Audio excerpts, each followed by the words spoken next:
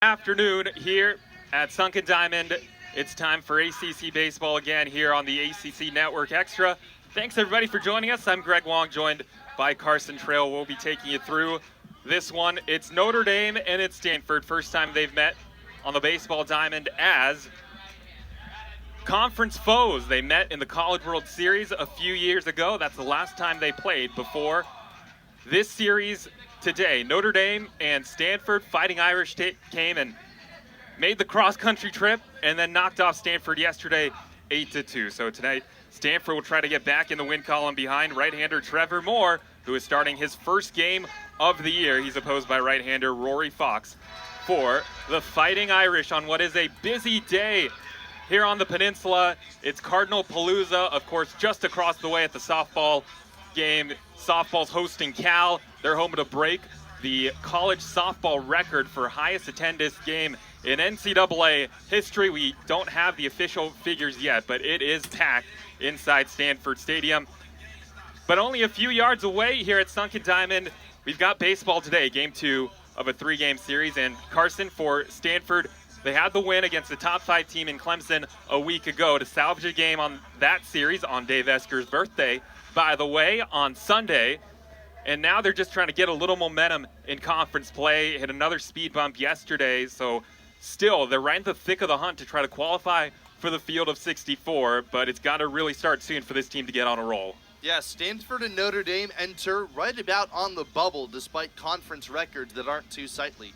Stanford at 6-13, Notre Dame at 5-14, just a game apart, although their projections preseason were so far from each other. And Stanford certainly would love the series win. They haven't had a series win in conference in about a month. And Notre Dame has not had a conference series win at all this season. So they have an opportunity to set their own first here on the farm as if they take game 2 or game 3 tomorrow. Yeah, and for the Cardinal, obviously every game the rest of the way is so important. Every team qualifies for the ACC tournament. But today, the Cardinal have a team like Notre Dame that they, I think, are expecting to defeat, and it was a tough loss yesterday. So for them, I think each of the next 2 games, they are certainly hoping to win. That would do a lot for their resume, and they're going to send right-hander Trevor Moore to the mound. He's making just his first start of the year, his 3rd of his career, but he's a guy that Stanford has gone to a lot in some important moments out of the bullpen, and today we'll see how long he goes. He's been used as a 2 or 3 inning guy most of the year, swingman out of the bullpen. Carson, tell us about Trevor Moore. Yeah, so Moore was the best relief pitcher in the Cape Cod Baseball League this past year. Did not allow an earned run, and with very high expectations placed upon him ahead of this season, he has not quite lived up to the billing. Taking a look at his numbers so far this year, in 22 1/3 innings, a 1-2 record, and a .564 earned run average. So he is somebody who is trying to get on track, and really Stanford experimenting with whoever they can get length out of in terms of the weekend rotation. It has been very unstable. Joey Volchko, starting on Friday, has really been the only consistent piece so far. I mean, Matt Scott moving from Friday to Sunday, and then, of course, Christian Lim moved to the bullpen. So Moore is hoping, he's got a 4-pitch mix, fastball with some carry, big hammer, curveball, slider, split finger. And if he can mix it up and command the corners, especially with his secondaries working north to south and east to west, he's a tough at-bat regardless of how hot you're swinging the bat as a team. Yeah, Lim actually threw 2 innings a week ago at Clemson, and he was removed during that outing due to an injury, and so he's still not healthy enough to go today, so that's why they turned to Moore. And as Carson said, it'll be Matt Scott, a guy that has, as Cardinal fans know, excellent stuff, but Dave Esker, as we talked to him about before the game, Carson, he's just trying to rework and reconfigure any part of this roster he can. So Scott and Volchko have flipped. Volchko got the start yesterday, and the final line not indicative of how well he threw. He got through 6 innings and only allowed the 2 runs. It got away from him late, but he had not pitched into the 7th inning all season long. Tomorrow it'll be Scott, and they're hoping that will be the rubber match on Easter Sunday. So more today for Notre Dame. Carson, they're a team that was picked to finish last in the ACC, a very young roster for the Fighting Irish, but as we saw yesterday, some talent on the team. Yeah, this program not far removed from similar success as Stanford. They were on opposite sides of the 2022 College World Series bracket. And Notre Dame, with a head coaching change, have not had, as consistent success of late. Two programs that have kind of settled toward the bottom of the ACC in this season, but still with a long track record of success. Yeah, Sean Stifler is the head coach. He's in his third season at the helm of Notre Dame, hoping to make it to his first NCAA tournament as the head coach of the Fighting Irish. 2022, they were in the College World Series on the other side of the bracket from Stanford. Here we go. Trevor Moore to deliver, and Jared Zimbardo leads off for the Fighting Irish with those classic shiny gold helmets that look so good here in the California sunshine. First pitch is taken for strike one, and we're underway. Thanks to our entire crew here on the ACC Network Extra. Greg Wong, Carson Trail with you, and that is a foul ball. And the count holds no balls and two strikes. So Stanford defensively has Marsh in left, Hott in center, Reynolds in right, Haskins at third, Becerra at short, Nadai at second, Sasaki at first, and a change behind the plate. Charlie Somm not in today. It's going to be Luke Lavin who is doing the catching now. This is grounded to first. Sasaki gobbles it up easily, and there's the first out of the ball game. There's some weak contact to begin the afternoon for Moore. I'm sure he'll welcome more results like that. Quickly getting things underway here. So Somm, a guy who's pretty much caught every game this year. He is on the bench today, and Lavin getting the start. A guy he's struggled some, and I think just giving him a day to kind of regroup, recalibrate. Here is Carson Tinney, the catcher for Notre Dame, one of their best players. He's hitting .280 and leads the team with 7 home runs.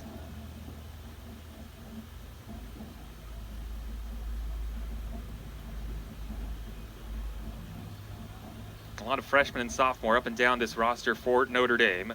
Zimbardo a senior, Tinney a sophomore. And Moore, who's got pretty typical 4-pitch mix, delivers, and it's 2 balls and 1 strike. Sun is just beating down onto the field today. There's a good off speed, 2 balls and 2 strikes. It's pretty comfortable in the shade, but out in the sun, you're going to feel it.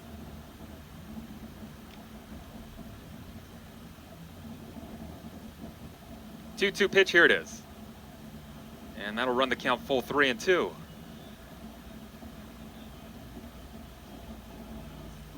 He's top 5 in the Notre Dame order. That's where a lot of the damage comes from.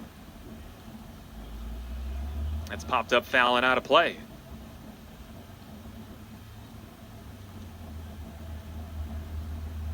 Yeah, looking at their season, that's certainly been the case. But last night, a lot of damage coming from the bottom of the lineup as well. It was really the 7 through 9 that got to Stanford and to Joey Volchko. And that's smashed into center. Ethan Hott cannot get it. Over his head up against the wall.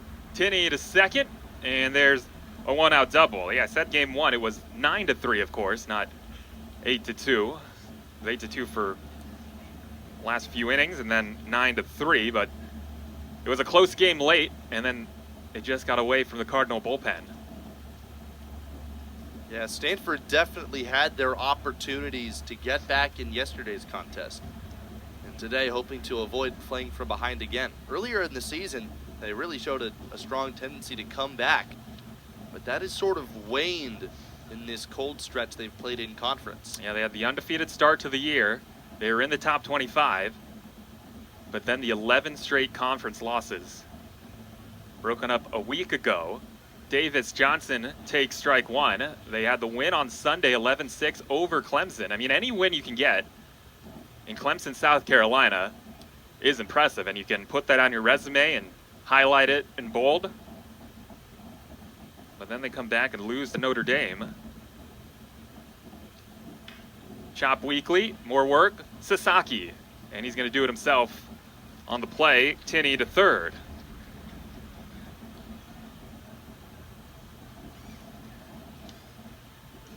Carson will give you both teams' lineups in between innings. And that'll bring up Parker Brustevich. Brustevich at 309, the freshman, no home runs and 19 runs batted in, 407 on base.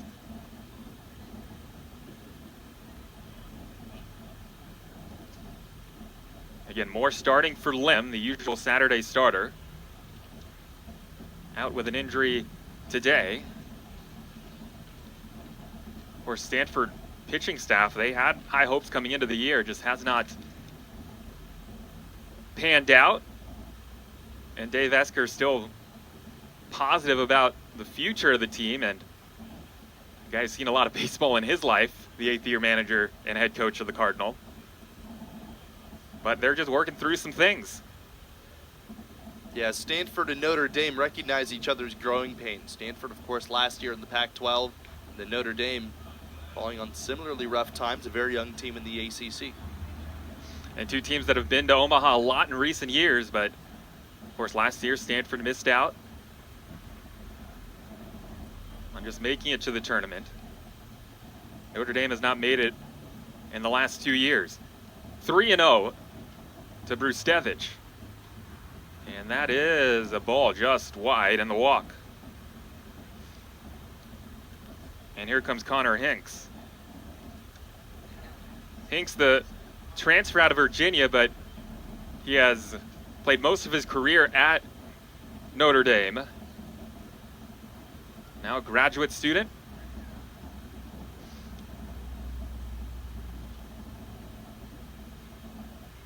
With Estevan Moreno to follow, a guy that is one of their key veterans that just has not quite gotten that average up. Still hitting for power, but he's down to 230 on the year. Here's Hinks. Notre Dame trying to draw first blood, and there's a line shot center field. Hot has to play it on a hop, base hit, and it's 1-0 Irish before the first half of the first concludes. So a 2-out base hit, and I think what Moore's going to be most upset about is that 2-out walk to Brustevich, and Hinks with the single, and it's 1-0 Notre Dame. Yeah, Ethan Hott thought about coming in to try to make a play on that, but then he remembered the runner at first, Brustevich. That really increases the risk should that ball get by you. In the end, he made the decision to play it on a bounce. I think that's a ball that Hott had a chance to catch, but I think that's the right decision. You want to play it safe, especially this early in the game, because that could turn into disaster if you're not able to grab it. Here's Estevan Moreno, one of the Notre Dame captains. And the count, 1-1 One run across in the first is not going to be the difference in this game. Junior out of Hanover Park, Illinois. He's been one of their more productive hitters. Moore's numbers, a 5.64 ERA. Carson mentioned that earlier. But this is first start of the season, third overall of his career. He's kind of been a long reliever out of David Esker's pen. Slap time, foul back and out of play.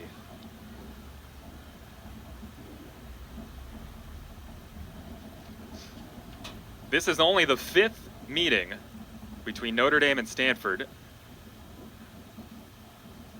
with our records dating back to 1959. Of course, this Notre Dame baseball team, they're one of the oldest in the nation. They're one of the few teams, they can say they were playing college baseball in the 19th century. A little before Carson was born. And yourself. Thanks, Carson. You're welcome. 2-2, popped up.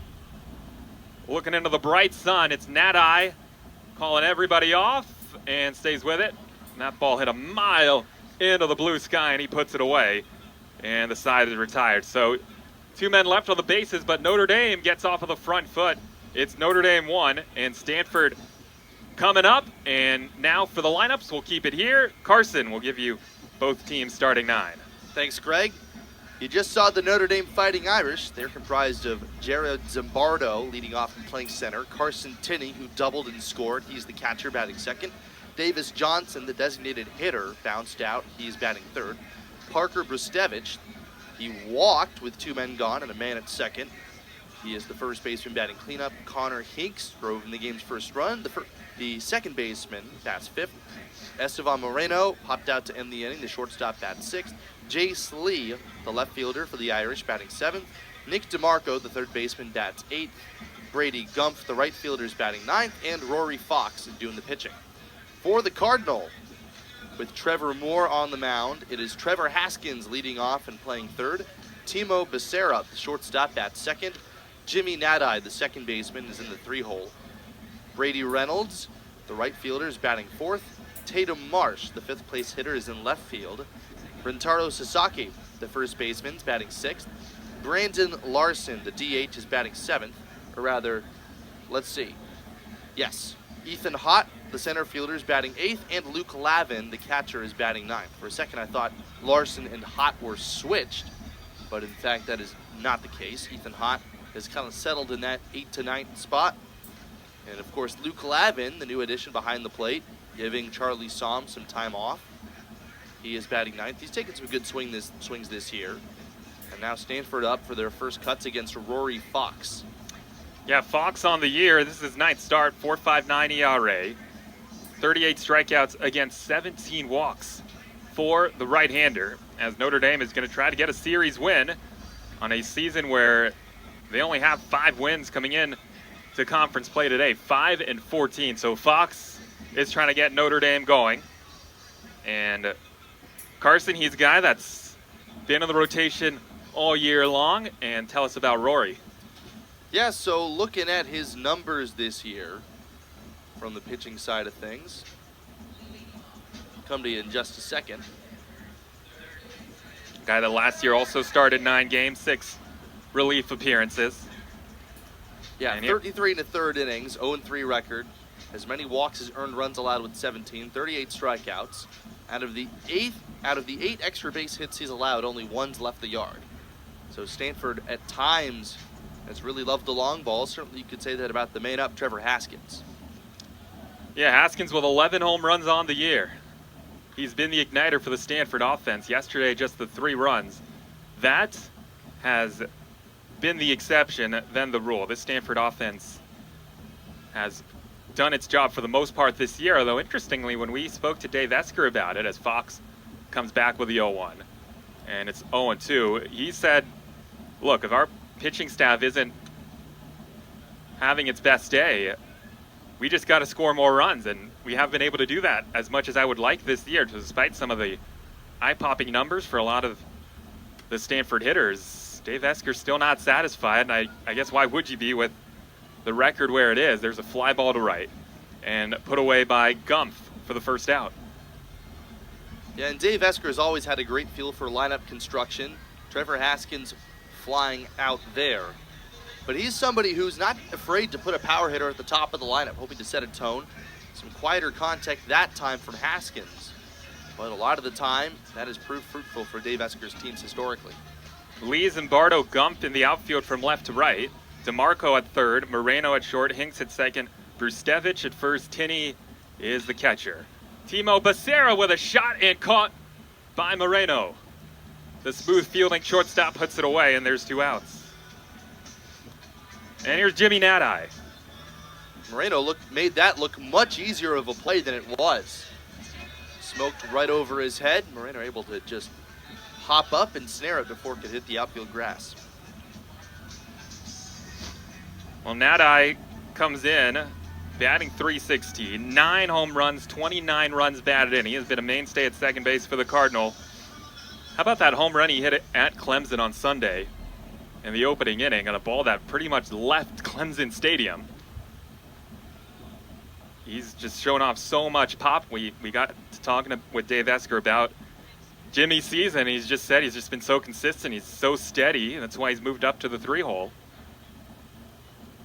As Dave Esker a week ago changed the standard lineup, getting some pressure off some of his younger hitters and hitting some of his seniors and juniors up farther up in the order. Yeah, moving Sasaki down to the 6-hole. Average down to 259, and Nadai, who's just continued to produce. As you mentioned, Greg, already up to the 3 spot, OPS over 900. hitting over 300, and his next home run will put him into double digits. Guy that from Australia moved to the States. He moved to Atlanta in 2010. And Dave Esker was telling us that now an assistant who was the head coach, who is a head coach at UC Davis, who was an assistant, Tommy Nicholson, was the guy that recruited him when he was at a tournament in Arizona. Here's the 3-1. Popped up first base side. Rustevich with a lot of room, and that'll end the inning. So a great start for Rory Fox. 3 up, 3 down for Stanford, and we go to the second. It's 1-0 Notre Dame here on the ACC Network Extra.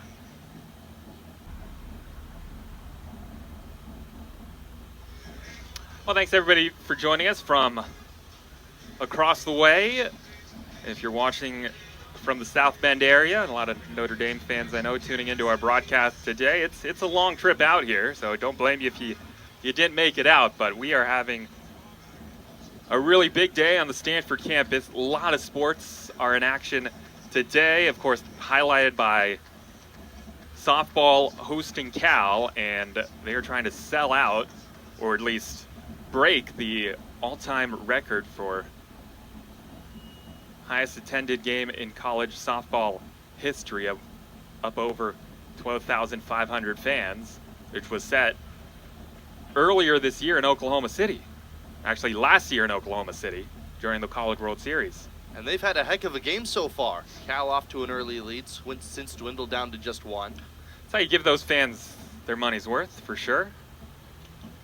Jace Lee leads off for the Irish against Trevor Moore.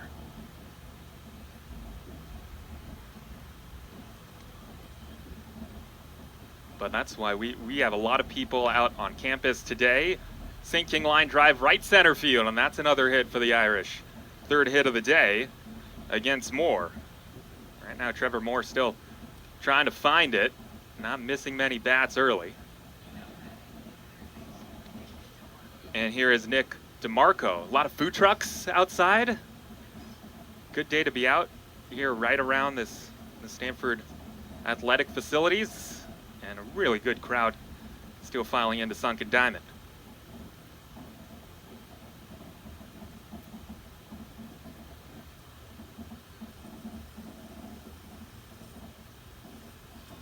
And he squares the bunt, takes low. Carson, check out any of the food trucks today? No, but I can smell them. Yeah. Smells like concession food and food trucks and baseball. That's good stuff. Springtime in Stanford, California. And a 1-ball, no strike count on DeMarco.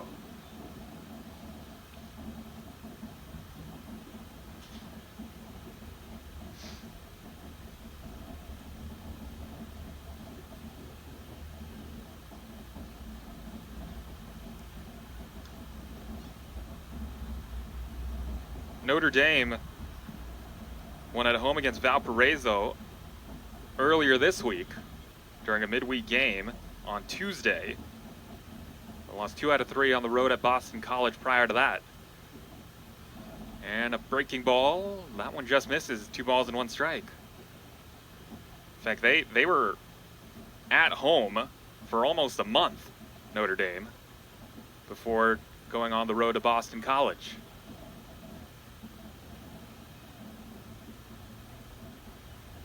But you're in the ACC right now. I know Notre Dame only has the 5 wins of conference, but you're still thinking we got a chance to get to a regional. And that's just as much of a testament to the rest of the conference as it is to Notre Dame's talent and their potential. Remember, first year, every team makes the ACC tournament too. So you're going to have your opportunities. That's a strike. He gets the call in the outside corner. And that gives the crowd something to cheer about as DeMarco has to get his bat back.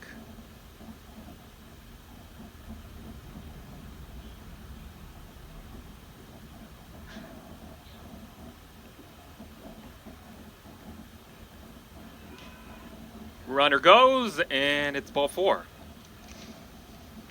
So Moore right now with a laborious beginning to the game. He stranded a couple in the first, but now a couple men on with nobody out to open up the second, and here's Brady Gumpf.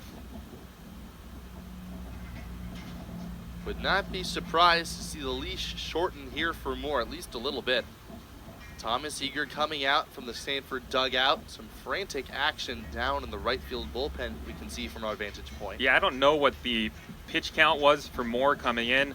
I'd expect that based on his previous outings, he's built up to throw about 3 innings if he was rolling, but right now, obviously, he's just trying to find it. And I think for Stanford, with the way the pitching staff has struggled this year and how they are trying to scrounge to bulk up the resume to make it as an at-large into the tournament if they don't win the ACC tournament, then it's all hands on deck during these weekend games. Yeah, it is approaching the time of year, if not, it's already been the time of year where every game for Stanford is a must-win game, especially in conference. So Thomas Eager with that urgency and gives some time for a left-hander to start getting loose in the Cardinal bullpen. But I'm sure they're hoping Moore can at least make it out of this inning. I'm sure today, with Moore starting, they're already expecting some type of bullpen game.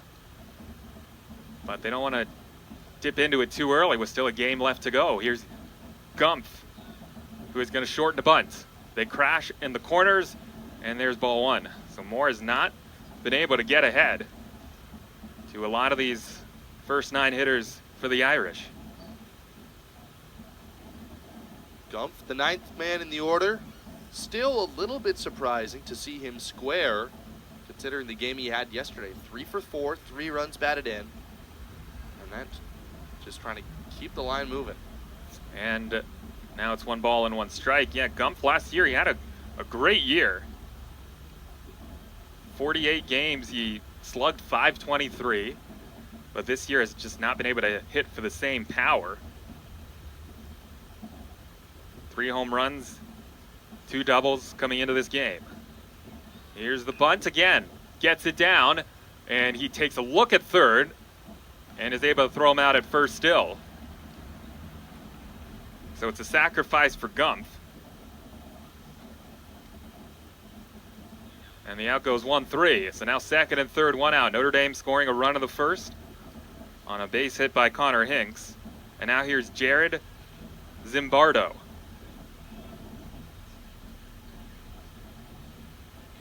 So he's one of their more experienced players. And Zimbardo,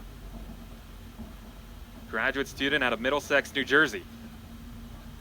And he's got a chance to do some major damage early. And he takes a wicked swing and a miss. Just picked up his 200th career hit for the Quinnipiac transfer. Grad transfer. And against Clemson, his 200th hit in the second week of conference in his entire 5-year career.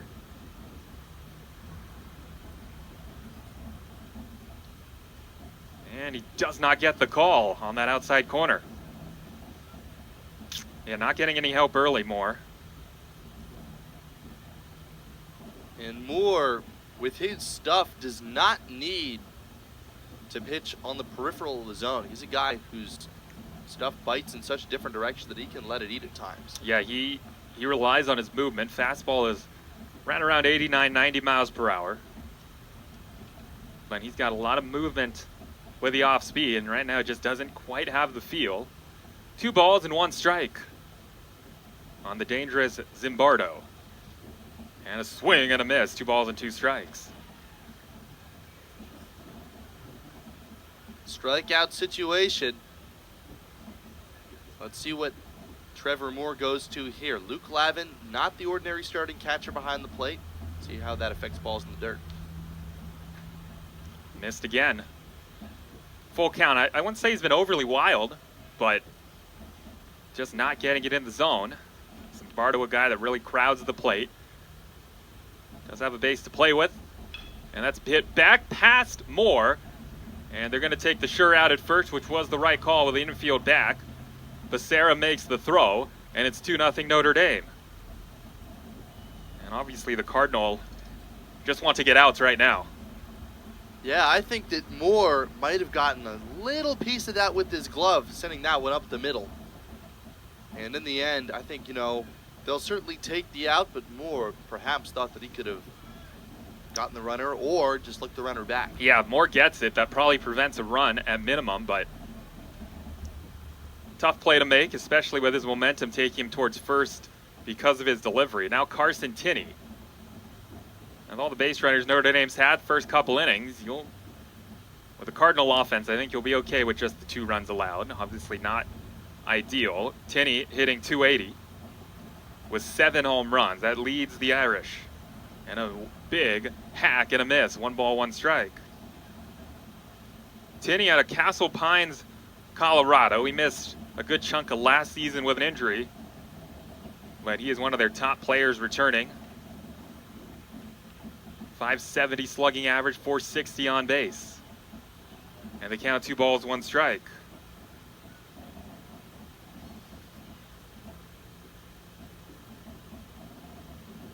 So Moore trying to get through this second with only the 1 run in. Bounce right side. Nadai gets the high hop, and that'll end the inning. So after the first 2 men reach, 1 scores, the other left stranded. We're through 1.5 in our score. Notre Dame now 2, and Stanford nothing. Well, thanks to our entire crew here on the ACC Network Extra. A busy day on campus, which means it's a busy day for our entire crew here at Stanford. So I appreciate everybody helping us get on the air. We're in the bottom of the second inning. Cardinal go down 1-2-3 in the bottom of the first. Now it's Brady Reynolds who will try to ignite things. A team limited to just 3 runs yesterday, which was one of the lows for the year for the Cardinal, facing Rory Fox. Yeah, Reynolds is a guy whose breakout has gone somewhat overlooked, with Rentaro Sasaki coming to the farm, with how well Tatum Marsh has played. But Reynolds has been hovering at about a .350 clip all year. 7 homers, and hitting for much more power than last year as a freshman. Yeah, you got the sophomore Reynolds hitting cleanup today.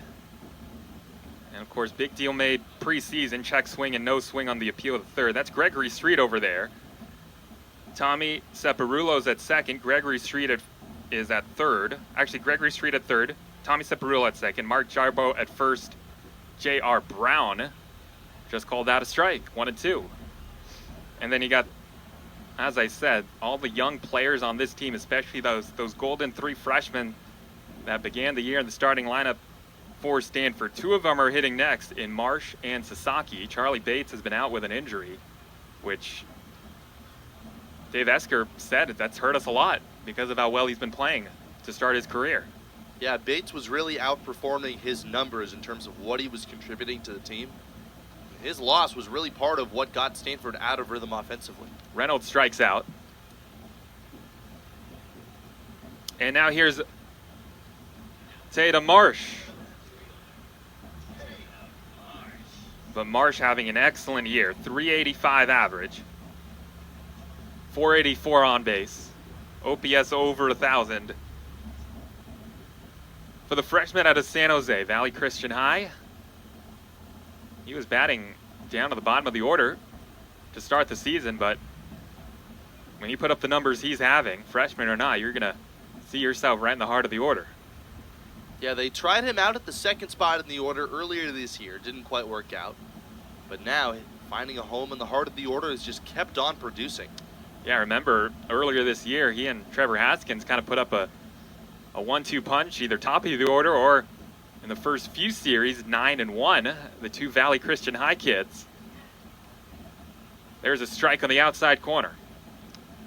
Cardinal, the pipeline, San Jose to Stanford, it is alive and well. It's as if there's some good talent down in the South Bay. 1 ball, 2 strike count. Yeah, Tatum's brother Quinton committed to the Stanford program. Eddie Park a couple of years ago was on all 3 of Stanford's College World Series teams. All 4 from Valley Christian High School.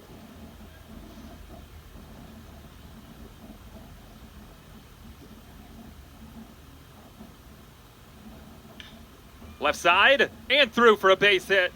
past DeMarco, and the Cardinal have their first hit. And for Tatum Marsh, that is his 41st hit of the season. And here's Sasaki. Some two-strike hitting for the Cardinals starting this inning off. Marsh just able to flick the low curveball through the 5-6 hole past the dive of DeMarco. Now let's see if Sasaki can also get the barrel to one.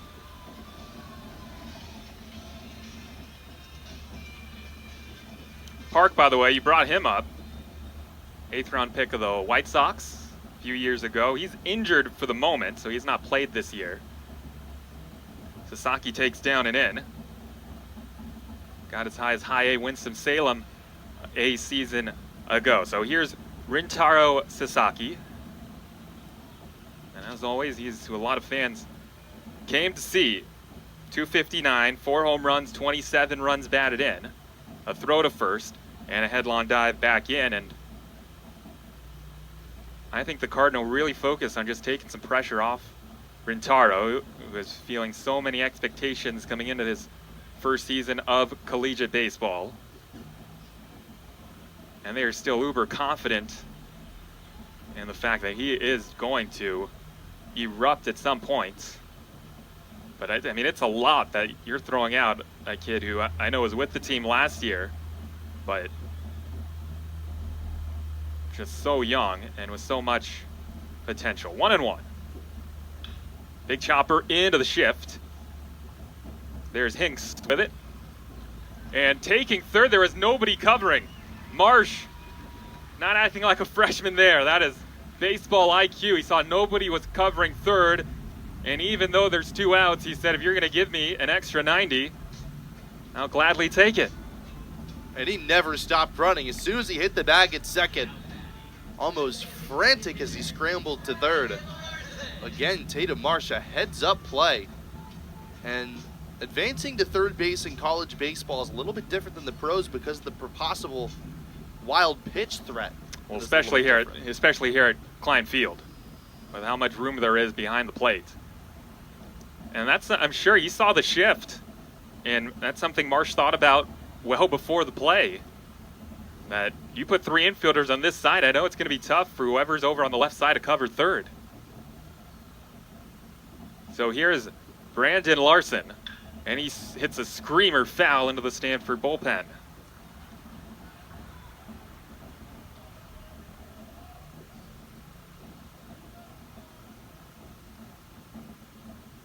Two 2-0 Notre Dame here in the second with Carson Trail. I'm Greg Wong. And Rory Fox trying to get through it, and he does with a good off speed, and he gets Larson to chase. 3-pitch strikeout, Fox back of the dugout, and he bookends the innings with the pair of Ks. We go to the third, still 2-0 Irish.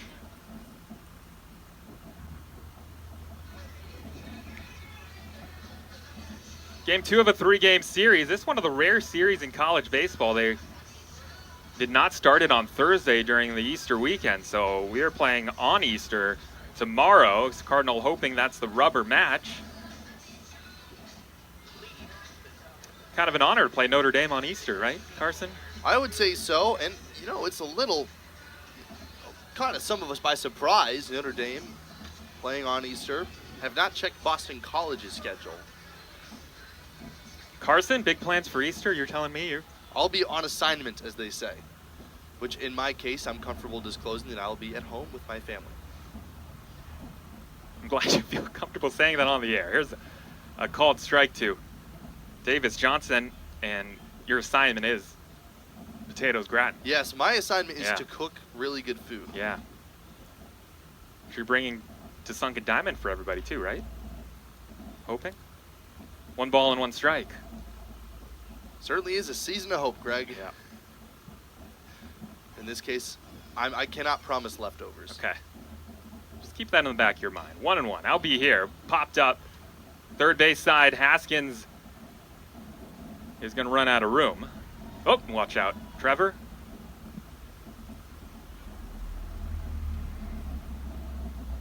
Lost his hat and the bullpen gate came open. Yeah, that's why they like those all locked up, if possible. Seen too many times somebody goes full steam, even against the padded railing of the chain link fence. That hurts. Pulled and over the head of a leaping Jimmy Nat. I have no idea how he got down and got that one. And Johnson is on with a leadoff single. That ball from here, we don't have the best angle of high-low with the umpire and catcher covering it up, but I thought that was close to hitting the ground, or at least to his shins, and he golfed it into the right center field gap just over the head of Nati. So another inning where Moore's going to have to work to get out of it. There's, again, left-hander getting loose in the Stanford bullpen. I'd assume this is Moore's last inning no matter what. We'll see if he's able to make it through it.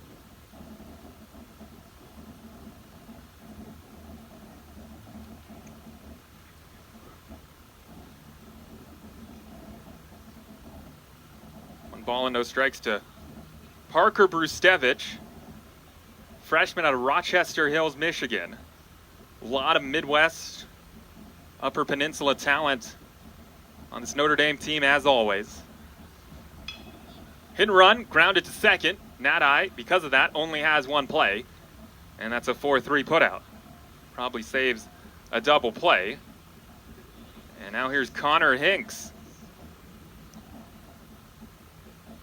Yeah, on a play like that, that's exactly where you want to hit the ball as a right-handed batter. More often than not, at the second base, moving over to cover. But in that case, Nati was playing straight up and able to just field that ball to make the routine play. Yeah, that's a play maybe you hit that 30 years ago. Might be a perfectly placed hit and run. Instead, it's an out. They do advance the runner to second, and Hinks digs it out, hits it deep down the right field line, and that will hop over the wall. Ground rule double, and it'll be an RBI. It's 3-0 Notre Dame. Yeah, Hinks just missed a home run, not because it came oh so close to the wall, but because he hit that with topspin instead of backspin.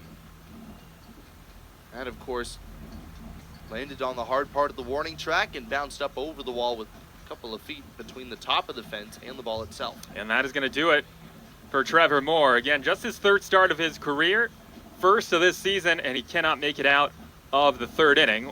New pitcher coming in for Stanford when we come back. After two more hits in the inning, the last an RBI double by Connor Hinks. We'll be back after this. All right, left-hander Sam Garwal on to pitch for the Cardinal. And right now, Stanford just trying to keep it close here in the early innings. Notre Dame's offense has been able to get on a run here and string some hits together. And they still have a runner at second. Hard contact against Trevor Moore, who's still responsible for Connor Hinks, who's at second base. And so Garwal takes over facing Estevan Moreno. And Garwal, Carson, tell us about him. Well, he's really the only lefty who's been a mainstay out of the Cardinal bullpen, primarily in a long relief role. He has an 0-1 record, 14 innings pitched, 16 hits, and 14 earned runs allowed. So he's got quite a few swings and misses, but he has been susceptible to some extra base contact, and even 9 ERA. He's also at times struggled with his command, as he's allowed nearly 2 base runners per inning on average. Guy familiar with the Midwest, began his collegiate career at Northwestern. And now in his second season with the Cardinal, although this is first year pitching. Last year missed all of the year with injuries. So the batter is Moreno. And he pops up the first pitch. It's Haskins. And there's 2 outs. Always happy to get quick outs whenever you can get them if you're the Cardinal. Moreno, I mean, he's one of the more consistent hitters for Notre Dame, over 100 hits in his career.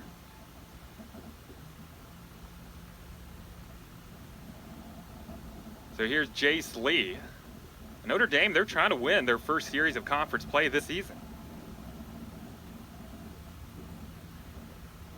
And And they would accomplish that feat with a win today.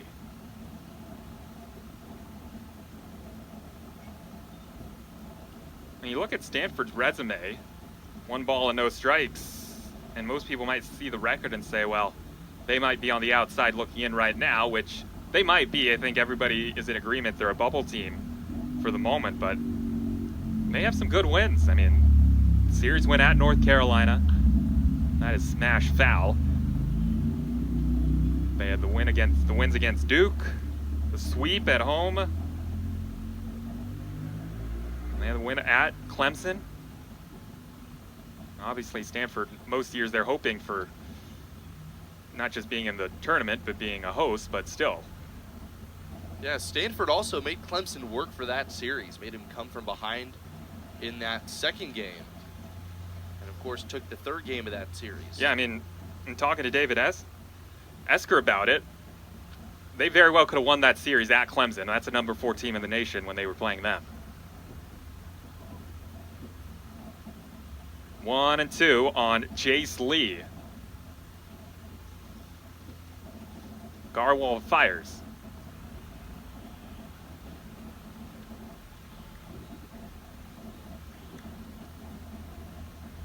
Going down and in with the breaking ball there. He's typically a guy who relies more heavily on the changeup. Sort of a split change grip. Works it very well to righties and lefties. And this is low again. Full count with Nick DeMarco to follow. Garwal's an all-freshman performer when he was playing for the Wildcats in Northwestern. But like I said, the injury last year, and that was first year on the farm back in his home state. Popped up. Right side. It's going to be a long run for someone. It's going to be Reynolds who gets there, though. Camped underneath it. Hat flies off. Glasses fly off. The ball is in the mid, though, and that'll end the inning. But another run for Notre Dame, a single run in each of the first 3 innings, and work to do for the Cardinal offense as we go to the bottom of the third.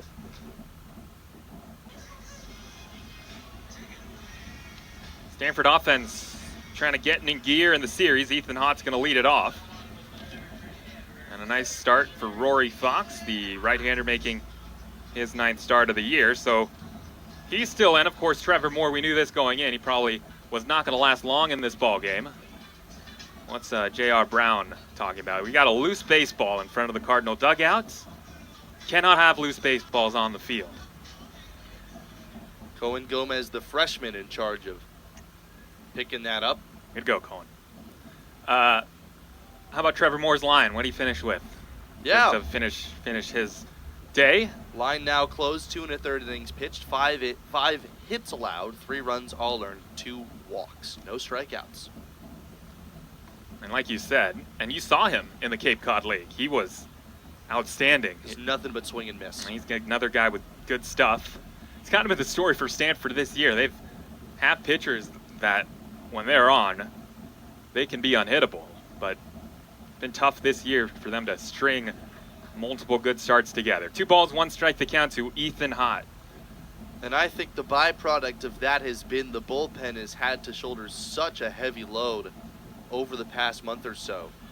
And even before that, when the bullpen was effective and they were consistently getting shutdown performances from the relievers. I think that's the toll of fatigue that's taken from shorter outings from starters, and the innings are starting to add up. Hard hit up the middle. Got him at first. Moreno. That is a beauty of a play. And I mentioned he's slick fielding. Estevan Moreno. And that is ranging far to his left. And he got it there in plenty of time to beat Ethan Haught. And that's a lot of speed kept off base to start the inning. Haught just tried to flick that one right back up the middle.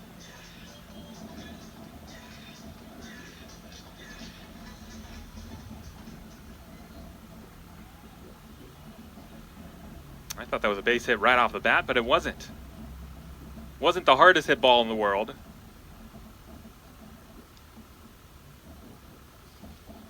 But it was hit away from the defense. He was shifted towards third as Lavin digs in.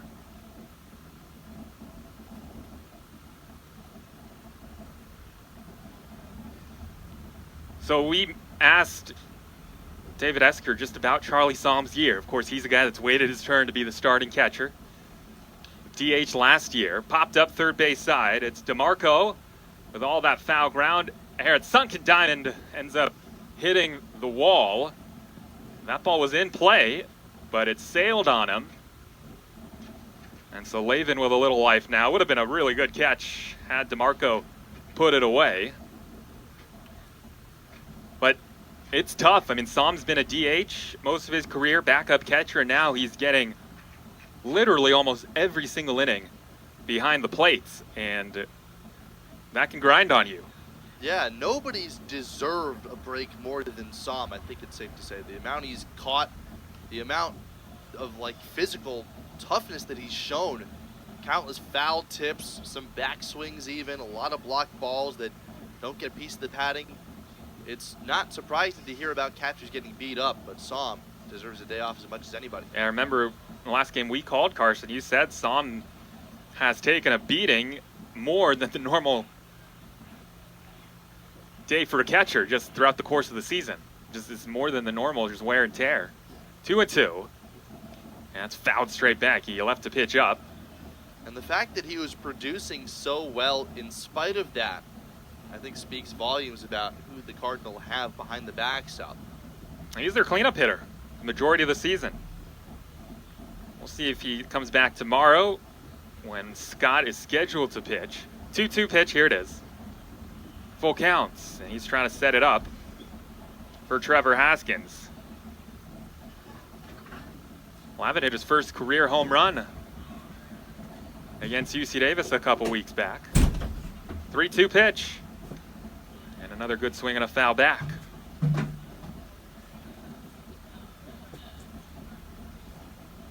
This is his 8th start. He's 7 for 24. With a home run, his only extra base hits. And he skies it left side. DeMarco another long run. This time, no chance. Yeah, Lavin's a guy who is just tapping into his power. Once he really gets his legs underneath him, he's worked to get a lot stronger over the past couple of seasons. Once he finally gets down into his rhythm, finally down into his legs, that's when you'll really start seeing some gap to gap and also over the fence power. The Stanford team that brings pretty much their entire team back from a season ago. And he's putting on a good fight here as Fox just keeps on pounding strikes in a 3-2 count. So it's tough. If you didn't get playing time last year to crack this starting nine this year, that's why it's impressive that all these freshmen are, tells you what you need to know about them, that they've been playing most of the season. There's a strikeout 11. So finally Fox wins the battle. So first time through against Rory Fox, and it was all Rory. It's a good week for Rory's, I guess.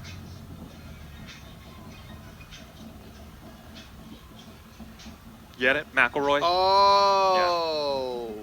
It's all right, Carson. Oh. I Here's guess my golf knowledge was not up to par. It's okay. It's okay. It was a great joke that you missed. Yeah, that was a good joke too. Thank you, Carson.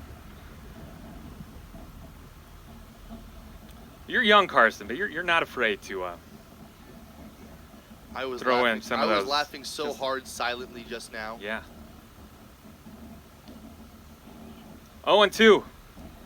It's good. You're a young broadcast. You should have confidence, right? Yes. 0-2 on Haskins. And there's not much hard contact so far against Rory Fox. 38 strikeouts and 33 and a third coming into this game. And he pops it up, foul back and out of play. Again, Notre Dame has not won a series in the ACC this year.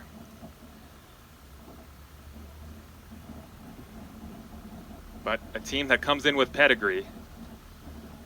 College World Series in 21 and 22. Did he go? Yes! I mean, Rory Fox has Stanford completely out of whack right now. Just the one hit allowed to the first 3 innings, faced just one over the minimum. On to the fourth, 3-0 Notre Dame. Nick DeMarco leads off for Notre Dame. 3-0 Irish. They've scored a run in each of the first 3 innings. Greg Wong, Carson Trail with you. And there's ball 1. Fan of Pepas, Carson? That was a song. You're dancing just now. The crowd, this big crowd, was loving it here at Sunken Diamond. Yeah, always got to stay active, stay engaged. Yeah. Stay mobile. First clean inning for Sam Garwal. He came in, got the last 2 outs of the last inning, held the line at least. Did not let that last runner score. And a good swing, but a foul back by Nick DeMarco. I will say the swings have looked on balance both against Moore and now against Garwal. Even though the contact hasn't carried out over the wall yet, automatic double coming in the last inning and a double back in the first. And that is mashed high in the air to left. Marsh back, he's to the wall, leaps, and he's got it! Add that to another sensational year for the freshman Marsh.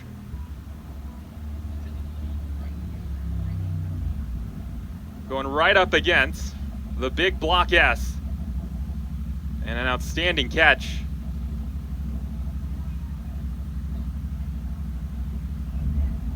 That took him about 360 feet. Just did not have enough to get it out of here, but that's another hard hit ball, though. 92 miles per hour exit velocity, just by the book, not technically a hard hit ball, but it went a long way, and it took an outstanding effort by Tatum Marsh to reel it in. There's the wind pushing that one out towards center field too. Hard to say whether that one added some extra distance or whether it pushed it to a deeper part of the yard. Yeah, if there's a jet stream today, it's in left. That breeze consistently going right to left. Gumpf with a ground ball to the shortstop, Becerra. And there's 2 outs. Cardinal could use a clean inning like this. Yeah, first 2 have gone down to start an inning for Notre Dame. Runs in each of the first 3. Stanford trying to get them out of rhythm offensively. Here's Zimbardo.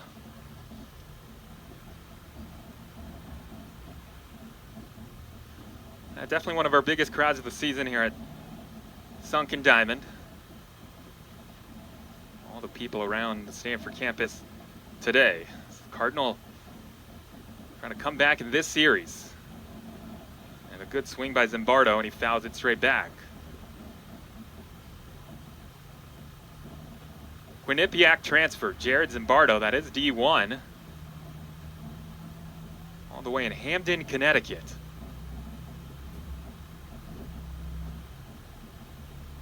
All MAC and AAC, second team. Not to be confused with the MAC. Yes, the MAC. Yeah, thank you. This is the MAC. Played there 4 years, was an outstanding player. And was their leading hitter. Now finishing out his collegiate career in South Bend. I gotta say, it is a real treat. We don't see it often to see those golden helmets out here in the Bay Area. I guess we're gonna have to get used to it now with Cal and Stanford both joining the league, but still, with that sun beating down on the helmets, that makes them just look so precious up there. That classic look. Struck him out. How about Sam Garwal? Came in with a man at second in the third, retired the next 2 hitters, and then a punch out to finish off a perfect 4th. First 1-2-3 inning of the day, and first time they've held the Irish off the scoreboard. Bottom of the 4th coming up, and we'll see if Rory Fox can continue his strong start to our ball game.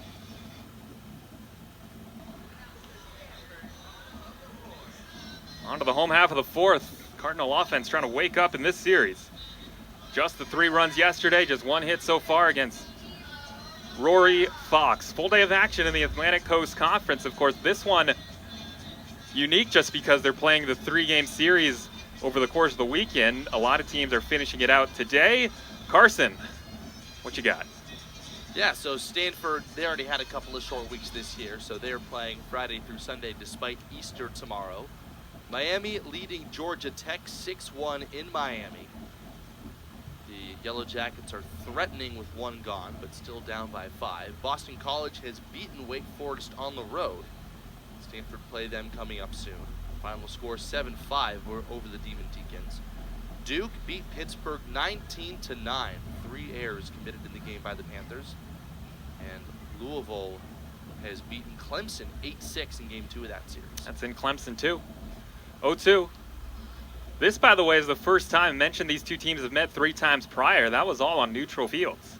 It's the first time Notre Dame has ever played here at Klein Field. 1-2 pitch. Grounded up the middle. And this time under the glove of Moreno, and Timo Becerra is on to start the 4th. And now Jimmy Nadai. I should correct myself. That is the final game of the series between Louisville and Clemson. Wow. Unforgivable, Carson. Last time I ever let you on the air with me. So they are taking Easter off then? Yes, they are. So just Notre Dame and Stanford, I believe. And then Georgia Tech and Miami, North Carolina and Virginia Tech. So 6 teams playing on Easter Sunday. Popped him up. Jimmy Nadai, first pitch. This be a tough play. And he made it look easy as that sun just really bearing down. Maybe tougher play to locate the ball, but once you see it, it ends up being a pretty routine grab.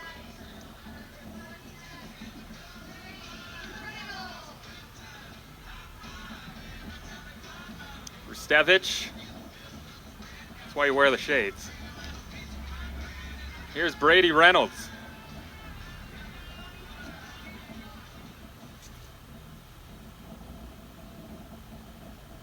Stanford, with one of their longest home stretches of conference play. They have Notre Dame here for 3, a midweek game on Monday against UC Davis, and then Wake Forest and Sac State. So an 8-game homestand. They're trying to make the most of it.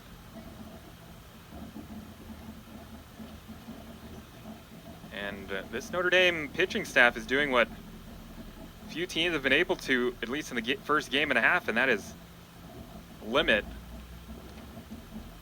the Cardinal attack. Although Carson mentioned it yesterday, they had more chances to score than only the 3 runs.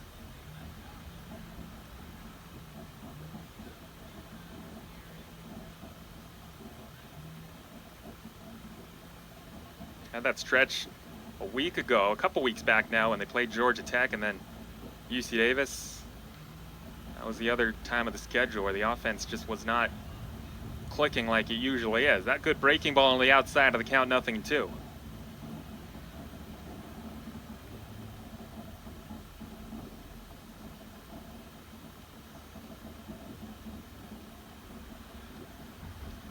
Quick spin and a throw.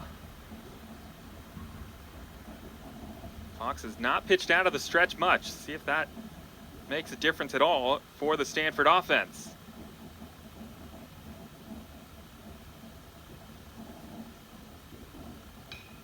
Punch foul. Very balanced 0-2 swing on the high fastball. It's been around 91 to 93. Not spinning all that much, but really with that approach angle just kind of really carrying out of the hand of Fox. And working that fastball up and the breaking ball down.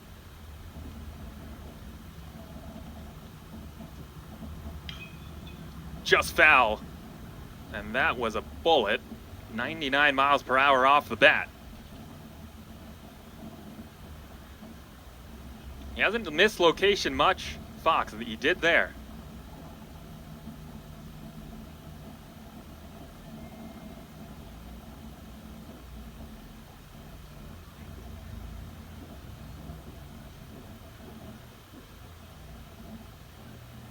Infield shifted towards first.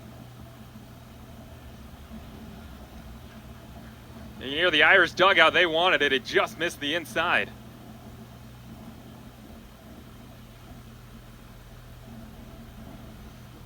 At least in the eyes of J.R. Brown.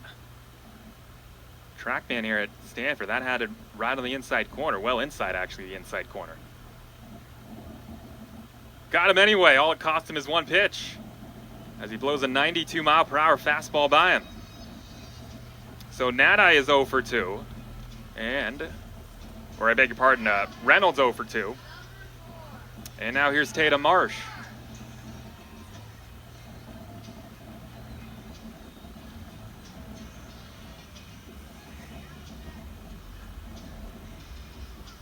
Marsh made the outstanding catch last inning against the wind.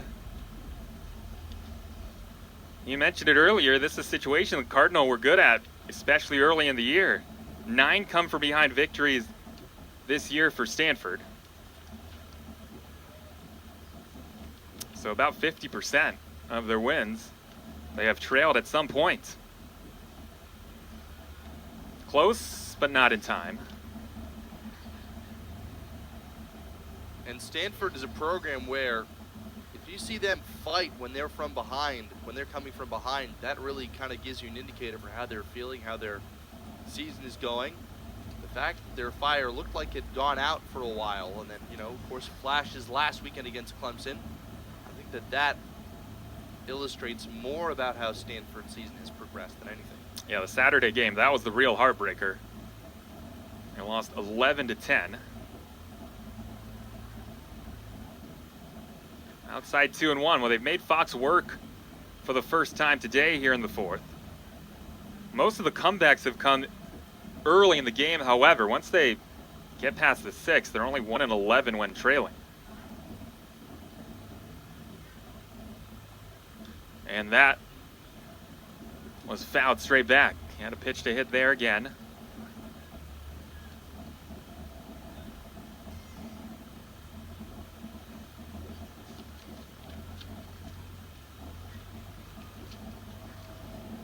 Marsh, 385.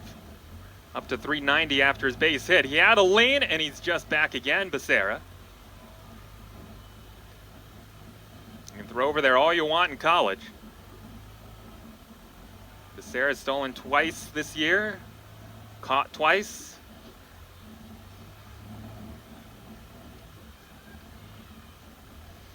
And again, he gets back. That one, no tag applied.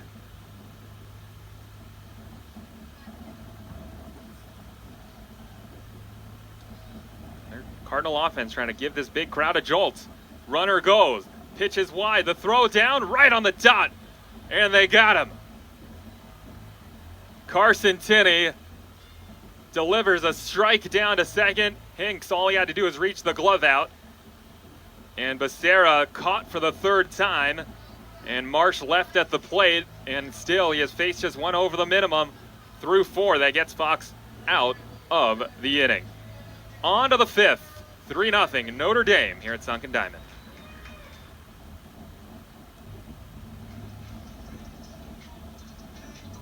Notre Dame leads here in the 5th with Carson Trail. I'm Greg Wong. This is Carson Tinney at the plate. No relation, right, Carson? Not that I know of. Yeah. Carson will be taking you through the back half of this game. I'll be here for tomorrow's finale, and it'll take a come-from-behind win for Stanford to ensure they're not trying to stave off a sweep. Notre Dame trying to win their first series of ACC play this year. Sam Garwal, 5 up, 5 down so far.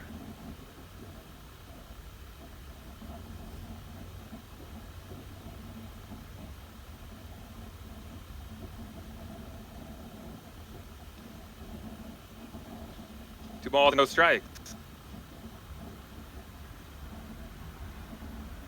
There have been times this year where Garwal has been exactly the sort of reprieve the Stanford pitching staff had hoped for. This is shaping up like one of those outings so far. Yeah, I'm sure they're trying to get a little length out of him today. There's a strike called. A little stretching in the bullpen, but nobody warming up. Carson Tinney digging in, and J.R. Brown says, let's make sure we get some eye contact.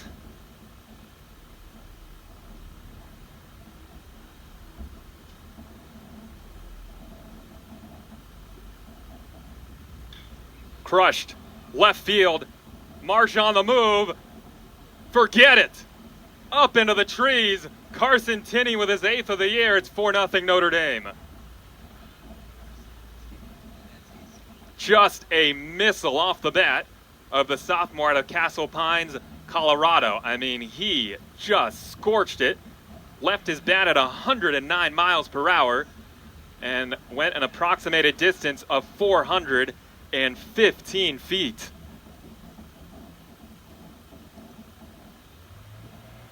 In other units of measurement, 1 country mile.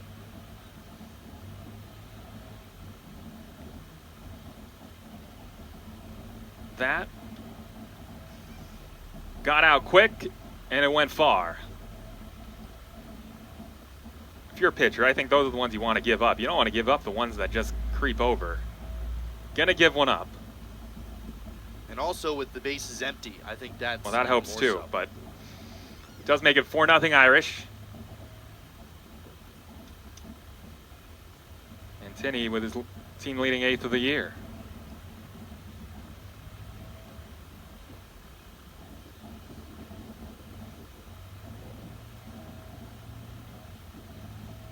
Carson, we got an update at Stanford Stadium. I know that game was close. Yeah, it's 10-8. California now leading Stanford. Last of the 6th inning, a 2-run game. It's a good game, and Stanford really dominated the Golden Bears' first couple games of that series. This is the last one. And in front of the big crowd, Bears trying to spoil the party. 2-1 the count on Davis Johnson. Yeah, you want to talk about playing spoiler? All kinds of hype around breaking the possible attendance record in softball, and then your arch rivals beat you at home.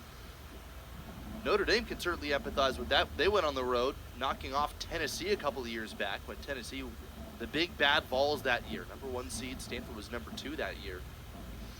And the Irish knocked him off. The upset of the year in college baseball. 2-2 pitch, here it is. Good breaking ball, but he just missed wide. Now the Cardinal dugout letting J.R. Brown hear about it. And by the way, it is official. 13,207 is the official crowd for Stanford softball today. That is an NCAA record. Gets the strikeout here in a 3-2 count, and there's one out. That beats the record both in the regular season and the playoffs. Now, the regular season, it was just under 10,000. That was earlier this season in April. Bedlam between Oklahoma State and Oklahoma in Norman. And then last year in the College World Series, there was a game that drew around 12,500 fans. Actually, 12,500 fans. A little bit of a difference. And that is the record they beat today. And of course, what Stanford's doing as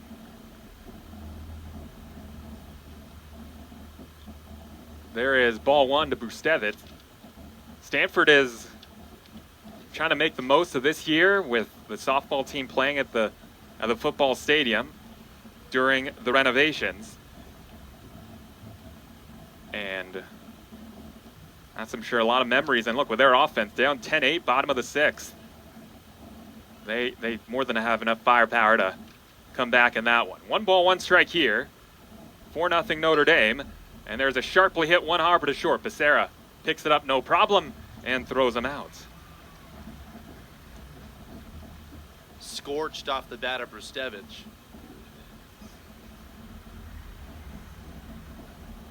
Yeah, 100 mile per hour exit velo. And look, Dave Esker says Timo Becerra is one of the best shortstops in the country, not because he makes a lot of the really highlight-worthy plays, which he does, but it's plays like that. Now, that was a hard-hit ball, maybe not routine, garden variety, but he just makes every play you expect him to make, and that's so important, especially for the shortstop position. Yeah, and Stanford has really appreciated that about their shortstops over the years. Just make the routine plays. Always have a lot of confidence as a pitcher. Ground ball to the left side is that much closer to being an out. Yeah, they've really locked down the middle infield, Becerra and Nadai. Two veterans.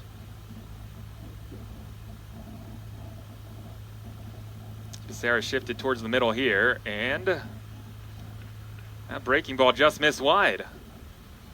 We don't have our center field camera today, so we don't have a great view. But I think that was the right call. Here's the pitch to Hinks. That does get across the corner.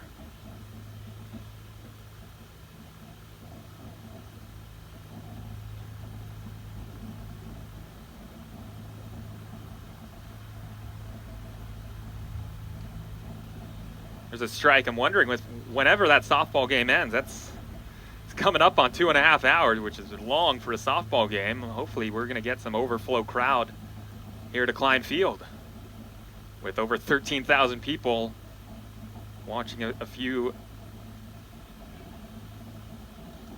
lengths away. Well, he wanted that one, just kept peppering that outside corner, but could not get that last strike, and it's a walk to Hinks, and now here's Estevan Moreno. Could totally understand why Garwal wanted to be careful with Hinks. Despite lefty-lefty the matchup, Hinks a couple of runs batted in, an automatic double in his last official at bat. Now he's aboard, 2 outs, bases empty. Here is Moreno, who has popped out twice.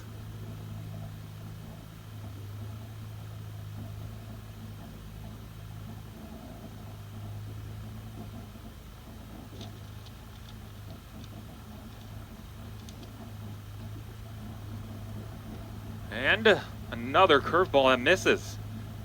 He is not getting that time a backdoor breaking ball into the zone. Just cannot get it over. And the corners appear to be smaller today than usual. He has not been missing by much. Another throw over.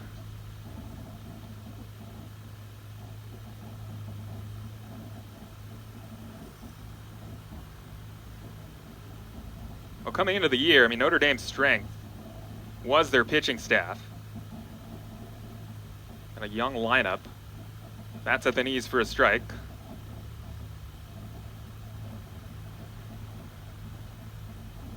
And right now, Rory Fox is throwing some daggers on the other side, which makes it all the more important that Stanford can try to hold the line. Garwal just gave up the home run.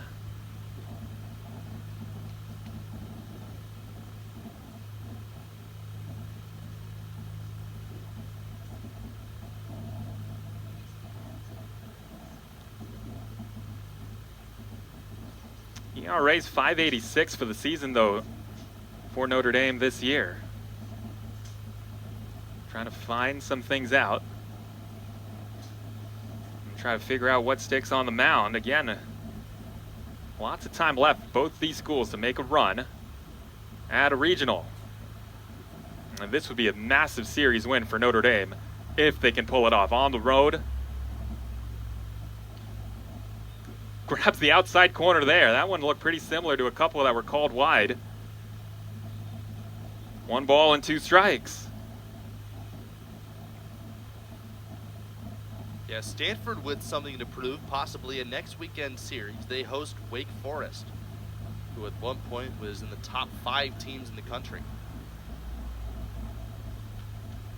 So they still have some chances to build that RPI. Moreno has stolen 3 bags this year in 3 attempts. Garwal keeping an eye on him.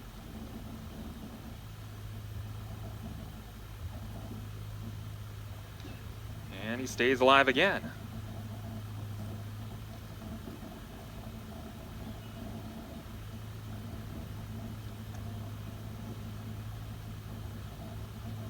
After this inning, Carson Trail is going to take you through the remainder of our ball game. Don't get nervous, Carson. What gave it away? Sorry. 1-2 the count. We're all counting on you. Here's the pitch. He struck him out with a fastball. And that will retire the side. Halfway through our ball game, Notre Dame 4, Stanford nothing. Cardinal offense trying to get it going. Carson Tinney with a mammoth shot to put the Irish up 4-0. It's 4-0 Notre Dame here in the 5th inning. And can the Stanford offense get anything going? Just 2 hits against the junior right-hander Rory Fox. They have Tatum Marsh, who was up in the last inning when there was a caught stealing to end the frame on Becerra. It'll be Marsh, Sasaki, and Larson. And now to take you the rest of the way, here's Carson Trail. Carson? Thanks, Greg. Marsh starts things off. Right-handed batter, as you can see. Sasaki and Larson due up after. First pitch swinging, and Marsh hits one foul. Marsh was in the batter's box when Timo Becerra was caught stealing to end the 4th. So far today, he's 1 for 1. Singled and made it all the way to third, back in the 2nd on some heads-up base running. 1 ball into strike. Stanford trying to get Fox out of rhythm. 2 hits total allowed, 1 for extra bases. Swing and a miss. He's faced just 1 over the minimum so far, with the caught stealing ending the 4th. Stanford trying to make him work. Swing line drive right to 2nd. No problem for Hinks. 1 out.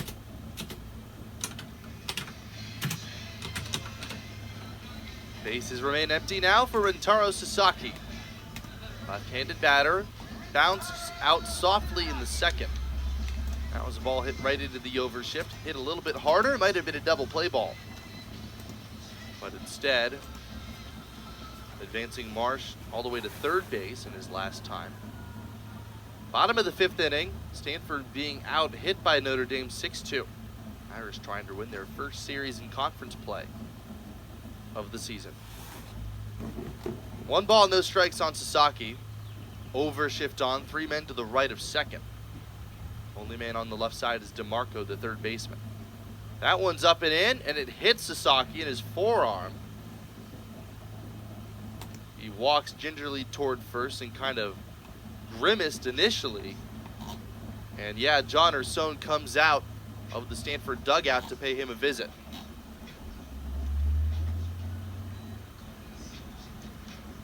So Sasaki hit by a pitch. Stanford's 3rd base runner today. John Ursone still taking a look at the ACC's preseason freshman of the year. Dave Esker also out there. First base coach Andre Mercurio comprises the quartet. Brandon Larson would be the hitter. He'll be up one way or another, actually. Dave Esker departs. Brandon Larson stays ready. And Sasaki, still being tended to over there, is all ready to go.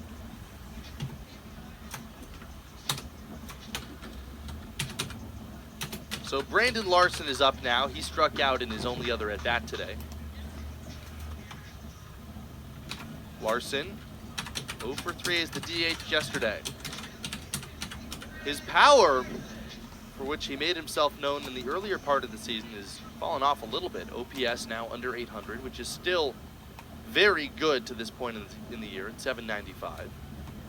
3 home runs. Here he takes a changeup on the outside corner for a strike. Fox has been so adept at mixing up locations of his off-speed pitches. Got a slider he uses to righties, and that time the changeup. There's the breaking ball, and it drops in at 75, so that's a 3rd secondary offering that Fox has worked in. And Larson behind in the count. No balls and 2 strikes.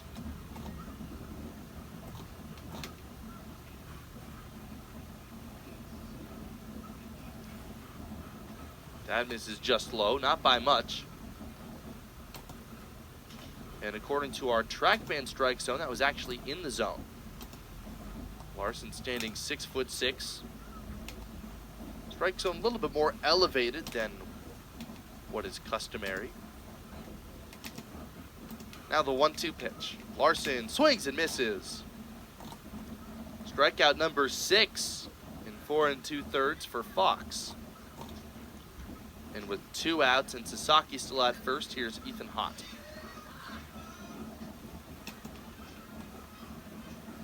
Hott for his second at-bat today.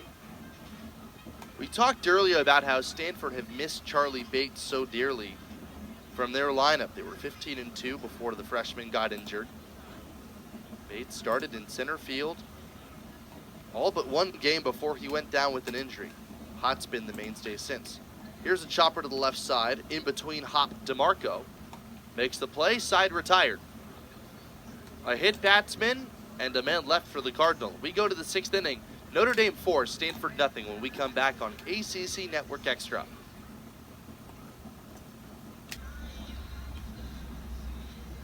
We're in the top of the 6th inning here at Sunken Diamond. Notre Dame with a 4-0 lead over the Cardinal. And the Irish trying to take their first conference series of the season. Stanford and Notre Dame just a game apart. Only the second time they've matched up as members of the Atlantic Coast Conference. First time in over 20 years that they've really locked horns. Stanford and Notre Dame, of course, a couple of years ago on opposite sides of the same College World Series bracket. Here's Jace Lee to start things off against Garwal. They've gotten some length from Garwal, the Cardinal have. As a bouncer, nasty hop to Becerra. Fields throws low to first, and it's off the glove of Sasaki. Lavin backing up the play, chases it down, but that allows Lee to reach second base. So that'll be ruled an error. The throw in the dirt, Sasaki really stretched for it, but couldn't pick it out. That was a play where Sasaki reacted as though he should have had that ball. But the error, or let's see. Come on. Yes, the error is assessed on Becerra. So with Lee at second and none gone in the inning, here's Nick DeMarco. 0 for 1 officially. Was robbed of extra bases by Tatum Marsh. Here he squares to bunt and pops it up. Sasaki dives, he can't get it. He was already playing in and really gave it his best effort. See some green grass stains on the back of his white pants. 0-1 the count. The Irish have scored in 4 of the first 5 innings. Garwal came on in the 3rd to relieve Trevor Moore, who, if the results hold, would get a loss in his first start of the season. Sasaki still in at first, as you can see. DeMarco squares, pulls back, and takes low.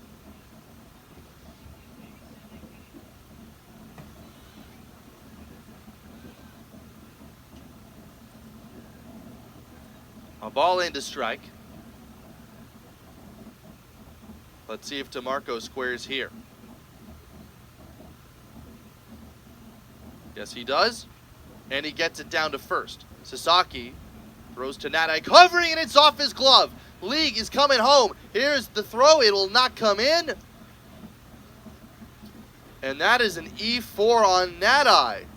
The throw took Sasaki, or rather took Nadai into the baseline from Sasaki. And that is the initial ruling. Back-to-back errors for the Cardinal. On the play, DeMarco remains at first.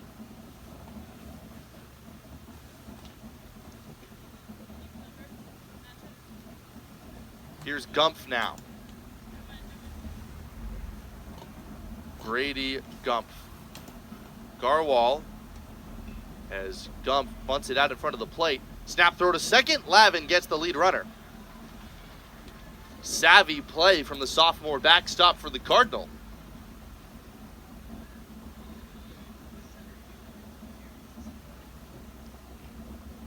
So one gone, and the man at first.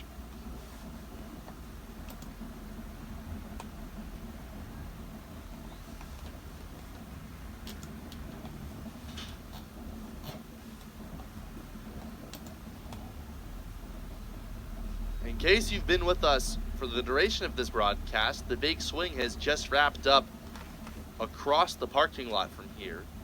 That was Stanford and Cal, who have officially set the new attendance record for regular season and all-time softball games. 10-8, California salvages the series against number 15 Stanford. It was a slugfest, and fans certainly got their money's worth. Jared Zimbardo, the hitter, against Garwal. And a pop foul, a ball into strike.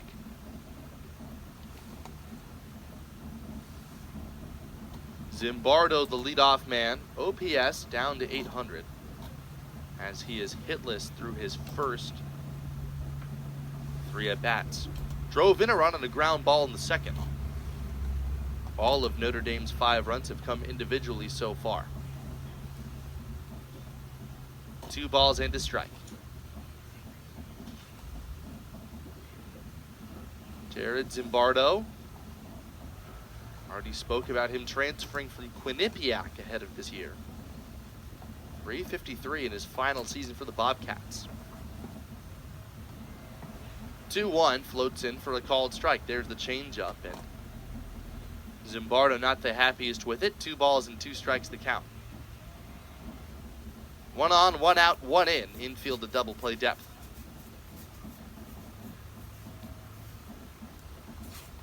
In the pitch to the Notre Dame center fielder. Down and in. 3 balls and 2 strikes. A couple of errors plated the run of the inning so far. Brady Gumpf, after attempting a sacrifice, at first following a fielder's choice. Garwal's payoff to Zimbardo is low ball 4. Runner was going with the pitch, but it doesn't matter.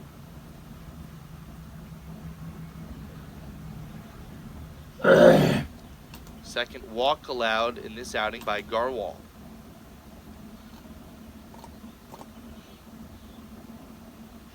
So far, the only earned run he's allowed was on a solo home run from the man up, Carson Tinney. And as the Stanford infield convenes, Thomas Eager comes out to join them. We might see another change.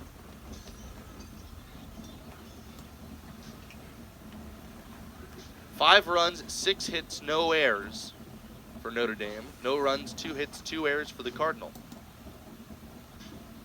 Stanford have not won a series in over a month in conference play. There's still no move down to the pen. And yes, now there is one. Garwal departs. Stanford got the length that they were looking for. The line not closed with Zimbardo at first. We're going to step aside here in the top of the 6th inning. Notre Dame 5, Stanford nothing on ACC Network Extra.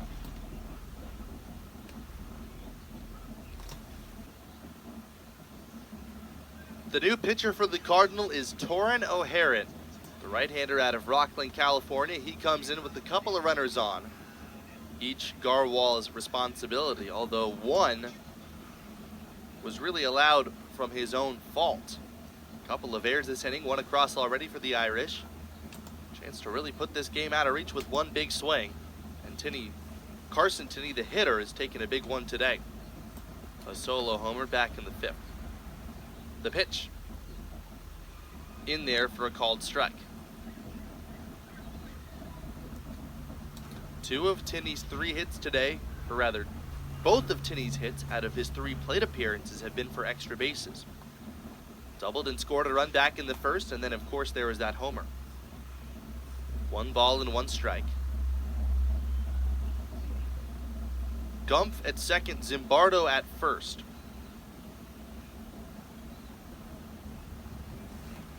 Only 1 gone in the inning. That was on a sacrifice attempt that ended up just being a fielder's choice.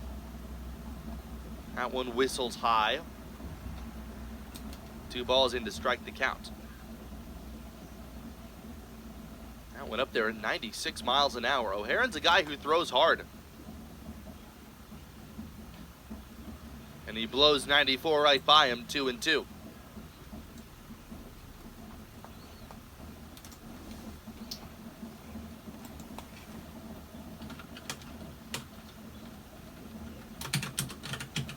Infield playing for two, likely pitching for the strikeout. And he just misses down. That one close, but not close enough for Tinney, for whom the ball has appeared the size of a dinner plate. And the payoff, way outside. That loads the bases, and Davis Johnson, the 3-hole hitter, up against O'Haron. O'Haron's a guy who is thought of just as highly as the man who started this game, Trevor Moore, for the Cardinal. One of the best projected relief pitchers in the ACC this year. Started off very strong, but his numbers have dwindled since. 9.37 ERA, allowing nearly 2 base runners per full inning. For 16 1/3, he has 16 strikeouts but 9 walks. Here's one that misses for ball 1.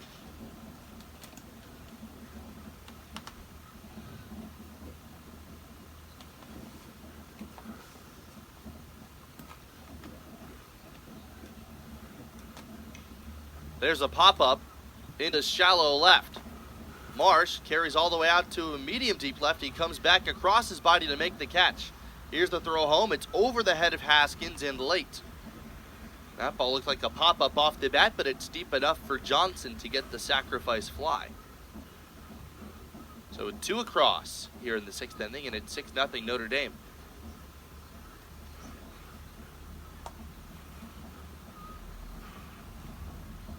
Gump scores from third. Zimbardo and Tinney remain at second and at first. 2 gone in the inning now for Brustevich. Parker Brustevich. In his freshman season, he's getting a lot of good looks in conference play, batting 4th in the order. So far today, he's walked and he's grounded out twice. Still hitless this series, but he's still found a way to make things productive. It was the bottom of the order yesterday that really did the most damage against the Cardinal. Notre Dame scored 6 in the final 3 innings of the game. Still very much hung into balance before the Irish pulled away to take game 1.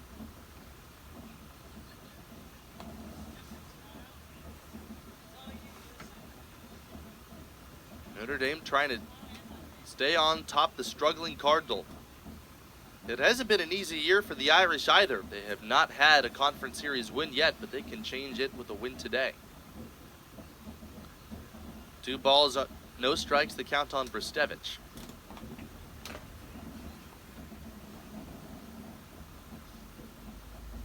Hinks, the man on deck, has been dangerous.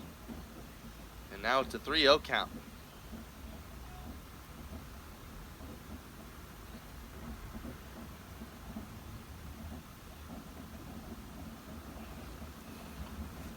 Irish a chance to keep pulling away. Their time was called by J.R. Brown, the home plate umpire, as O'Haron was already said, but he hadn't yet made eye contact with the hitter.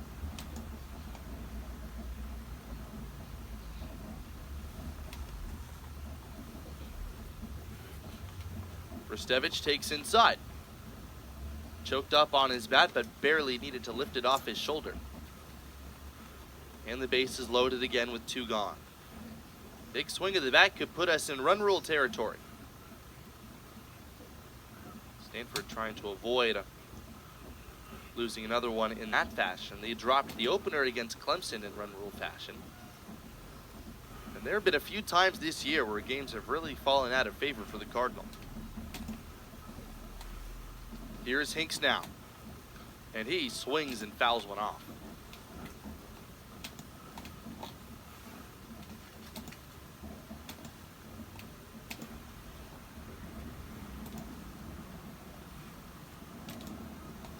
Powerful left-handed batter. 2 for 2 today. He watches it change up wide. 2 for 2. An automatic double in his last at bat. A walk and 2 driven in. Trying to take advantage of a struggling Stanford pitching staff. Changeup misses wide. That's a point of struggle recently for O'Haron. Really has not had a great feel, had his typical feel, I should say, for his secondary stuff. Really nice fade on the changeup. Good bite on the slider. There's a line drive over the leaping try of Nadai. Base hit to right field. Zimbardo scores. Here comes Tinney. He scores, and on to third goes Brestevich. It's a 2-run single. Connor Hinks continues to do damage. He's now got 4 runs batted in.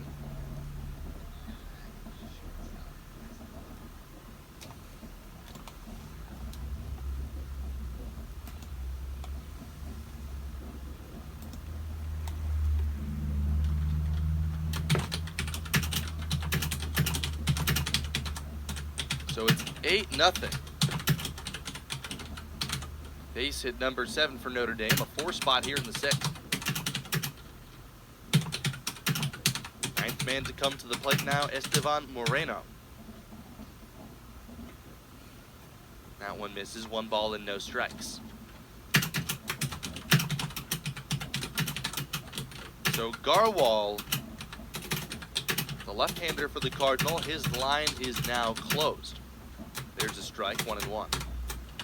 3 complete innings, 4 runs, only 1 earned. That was on a solo home run. 2 walks, 3 Ks. And a fairly effective performance for the Cardinal left-hander. As that one misses, it's 2-1.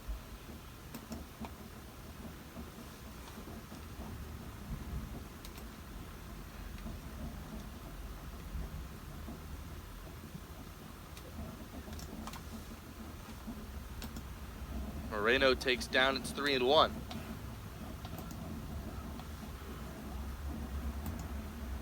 Some Stanford stretching happening down in the right field bullpen, but nobody with the baseball in hand yet. This appears to be O'Haron's inning. Big swing and a foul off. Fills the count, Brestevich at third, Hinks at first. 2 gone in the inning, part of a 4-run rally for the Irish.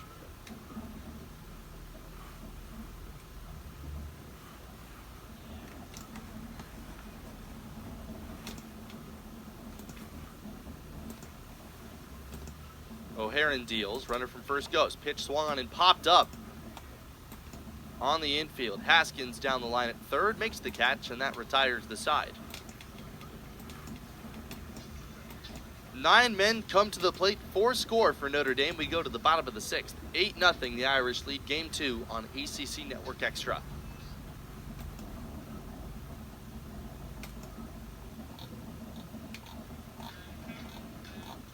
Nine, 1, and 2 up for the Cardinals as we begin the bottom of the 6th inning. I'm Carson Trail. Greg Wong was with us for the first half of this game. 8 runs, 7 hits for the Irish. They only needed 1 to plate 4 runs in the previous inning. Lavin, the hitter, takes the ball upstairs.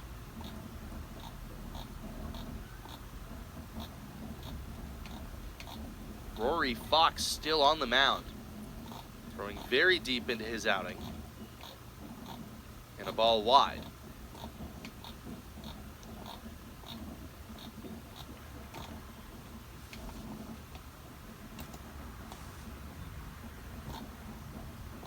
Fox has gone as deep as 6 innings, and that was in a loss to Florida State earlier this year.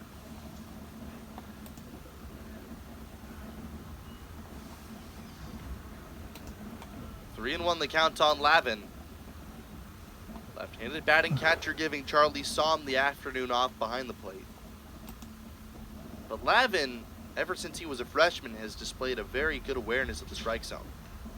Takes a big swing at the high fastball and fouls it back to fill the count.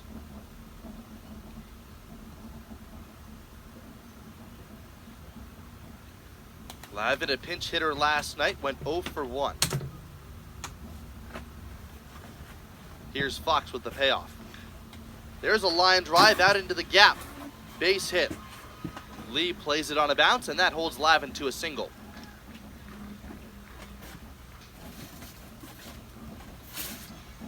Loud contact off the bat of Lavin, and the Cardinal have a leadoff base runner for only the second time today.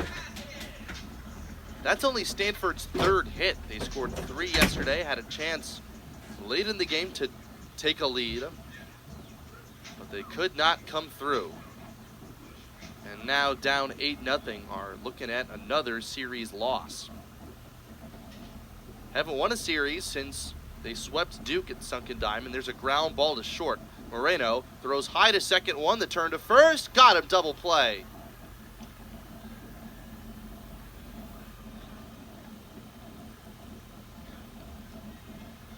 So just as quickly as Lavin got on base, he was erased by the double play. Now here's Timo Becerra. He's had the best contact of the Cardinal today. Lined out in the first inning and singled back in the fourth. Stanford down by 8 runs to none. And a first pitch breaking ball high from Fox.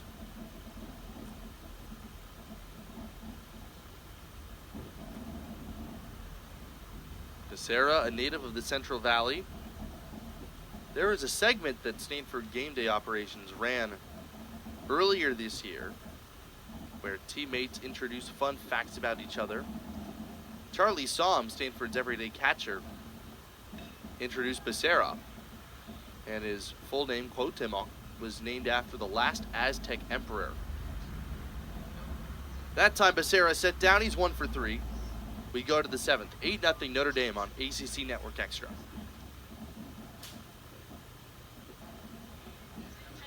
So we're in the top of the 7th, 8-0 Notre Dame with the lead, en route to securing their first ACC series win of the season. And Stanford has made a flurry of defensive changes. For starters, well, Cohen Gomez is now the new pitcher. Defensively, Court McDonald has come in to play left field. Saborn Campbell is now in center field.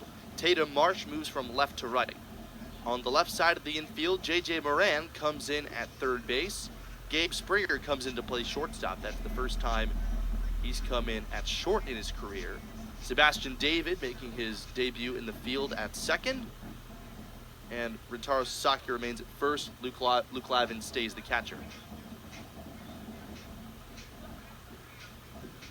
So Stanford bringing 5 new players defensively. And here is Jace Lee. A little bit more about Cohen Gomez in his freshman year, an ERA over 16 through 3 1/3 innings pitched.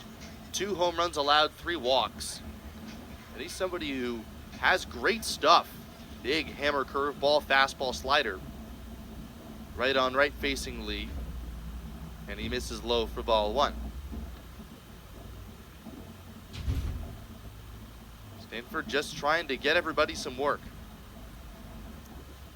Notre Dame has scored in all but 1 of the 6 full we've played so far. 1 ball, 1 strike, the count on Lee.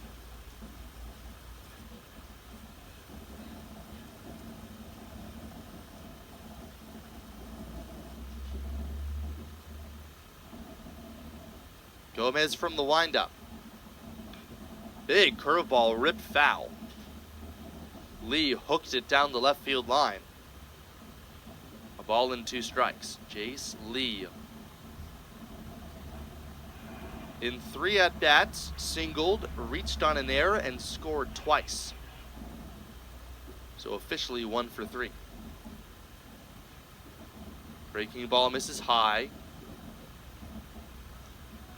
Gomez wiping off his hand on his pants, trying to keep it dry.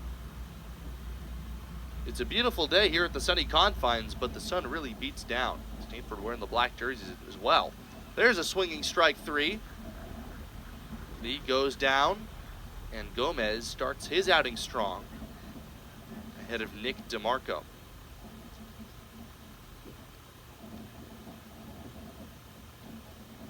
Trevor Moore got the start today for the Cardinal.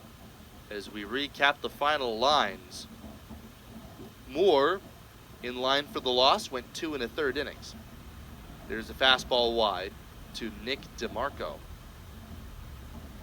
Sam Garwal followed that up with 3 innings, only 1 earned run allowed. Torin O'Haron lasted 2/3 of an inning, walking 2. And a wide strike called on DeMarco, 1-1. Gomez, the 4th pitcher used today for the Cardinal, in which what was shaping up as a bullpen game. Big curveball misses down, 2-1. Christian Lim unavailable due to an injury. The left-hander was Stanford's Saturday guy for a couple of years now. There's a swing and a miss, 2-2. Gomez is a guy who can really mess with your timing as a hitter. That curveball crawls to the plate, and even though his fastball is only around 90, can really surprise you. The 2-2 to DeMarco. In the dirt, DeMarco checked his swing successfully. That fills the count. 1 out, nobody on. And the fastball misses, ball 4.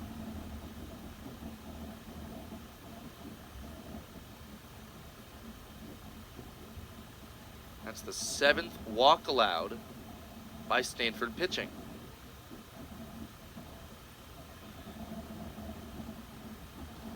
Now here's Brady Gumpf. The 9th place hitter did a lot of damage yesterday. You can put a big swing on one that could put this game in run rule territory. He takes a big swing, but he dribbles it foul.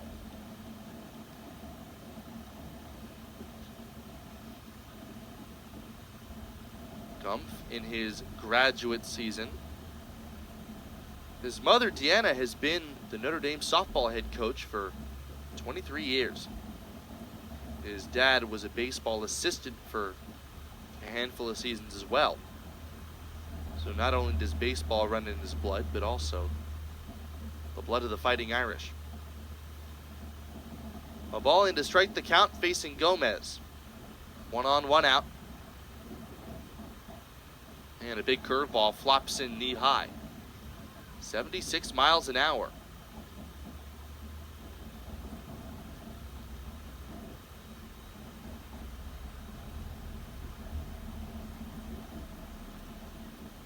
Infield's playing for a pair. An entirely new infield with the defensive changes. Pitch high. Lavin ready to snap a throw to first, but ultimately does not.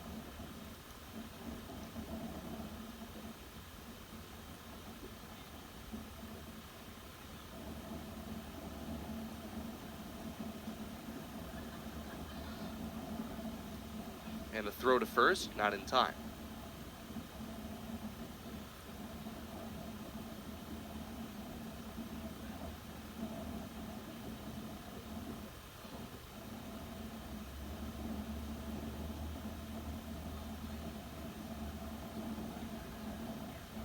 Just misses, and another full count.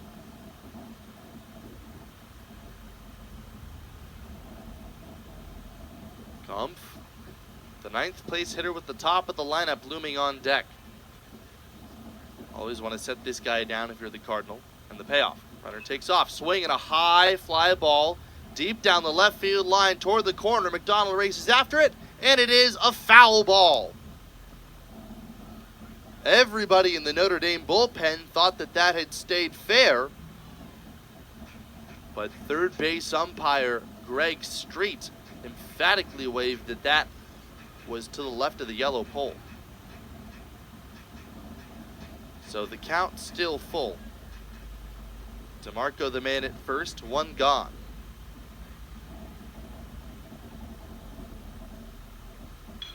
There's a line drive to center.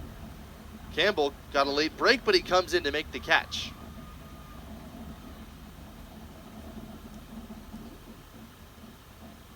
So, action right away for the Stanford new center fielder. And here's Zimbardo, the leadoff man.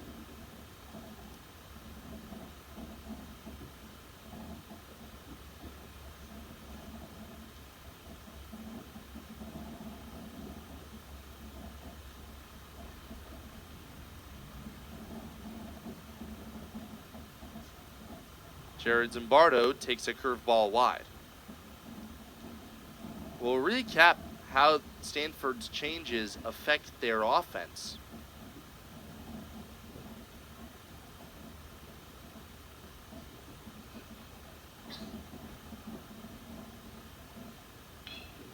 Bounce to the left side, off the glove of Moran. Springer tracks it down, but he has no play.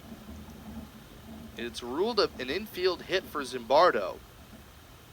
His second time on base today. DeMarco moves into scoring position. Now, here is Notre Dame's most dangerous hitter from today, Carson Tinney. He has scored 3 of their 8 runs. He has hit a solo homer and he's hit a double.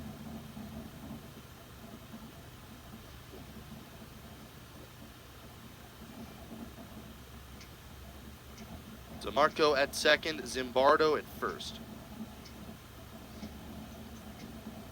If Notre Dame can get a couple of runs to score, that can put this game into run rule territory.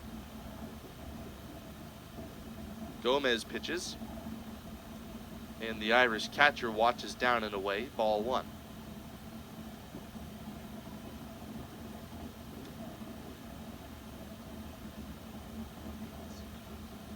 Carson Tinney hit it for a lot of power last year in a small sample size. Looking like a much more complete hitter this season. 2 balls the count. Taking a lot more walks, OPS approaching 1,100. And he had a big swing of the bat yesterday. Is now homered in back-to-back games after a 2-run blast in game 1. And he hammers one high and deep to center. Campbell back, looks up, it is gone! A 3-run home run for Carson Tinney. His second of the game, his 9th of the season. That ball was hit a mile. 110 off the bat, 446 feet of distance, and it's 11-0 Notre Dame.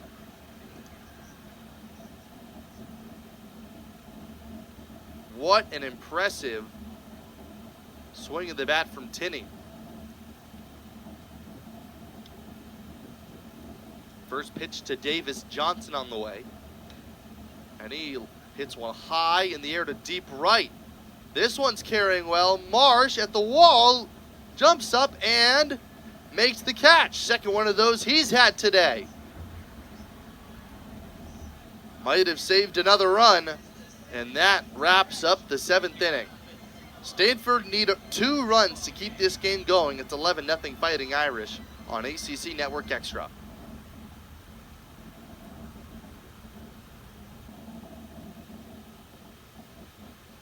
We welcome you back to the bottom of the 7th inning. 11-0 Notre Dame has a chance to run rule Stanford if Fox can either finish off his outing or prevent Stanford from scoring 2 runs or more. Sebastian David is the hitter. He came in as a defensive replacement, one of a handful of substitutions. As the pitch, he drives one foul past the Stanford batting cage, and it's 0-1. With the series of changes, it's David Springer as the pitch is a strike.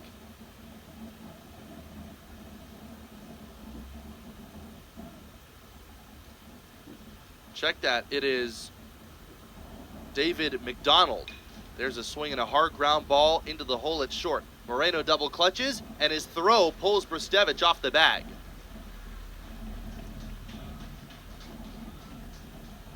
And let's see how this one is scored. Very likely the first collegiate hit for Sebastian David. And that is the ruling. David is aboard. Here's Court McDonald now. He came in to play left field in the laundry list of changes. David at first for the first time in his career. Leadoff single against Fox. Stanford trying to prolong this one. Breaking ball misses wide. Stanford fails to score at least 2 in this inning. That would mark Notre Dame the victors by run rule. And it would also mark them the victors in a conference series for the first time this year. McDonald flies one into shallow left. A long run from Moreno. He gives way to the left fielder Lee, who lost his hat, and he made the catch.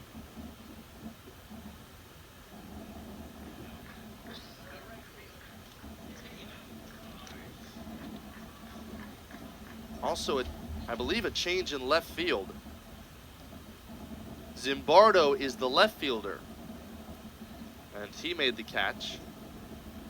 Lee, I believe, no, it is DM Jefferson now in center.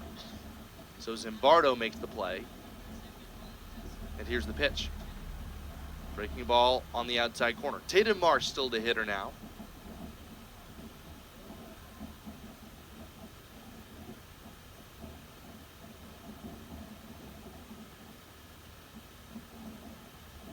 One skips in to even the count. Tatum Marsh, even with his team down 11 runs. More highway robbery from the freshman. Guy who never takes a pitch or a play off, no matter the circumstances. He smashes that one past third base coach Steve Rodriguez, and it's a ball and 2 strikes.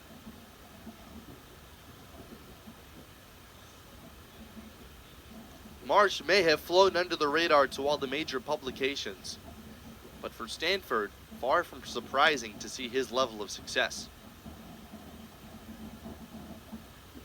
There's a pitch high, 2-2. One thing about Marsh is that pitchers love it when guys like him are playing in the field. A certain tenacity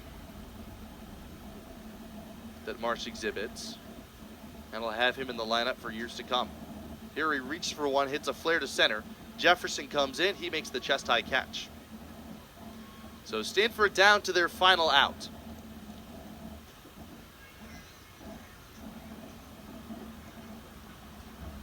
And now a pinch hitter, Brett Blair.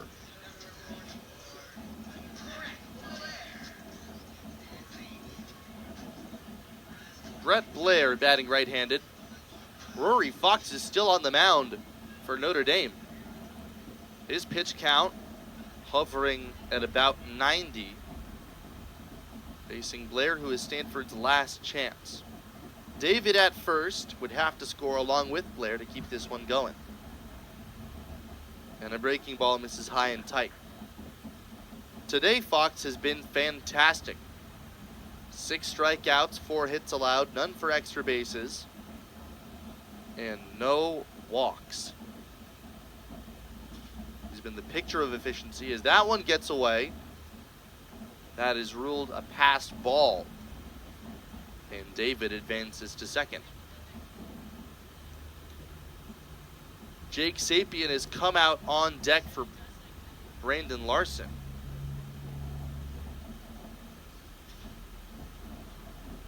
Stanford giving many of their bench players a chance here. Hitters count, pitch, misses high, 3 balls and no strikes. Some action down in the Notre Dame bullpen. Of course, they'd love to see Fox finish his outing.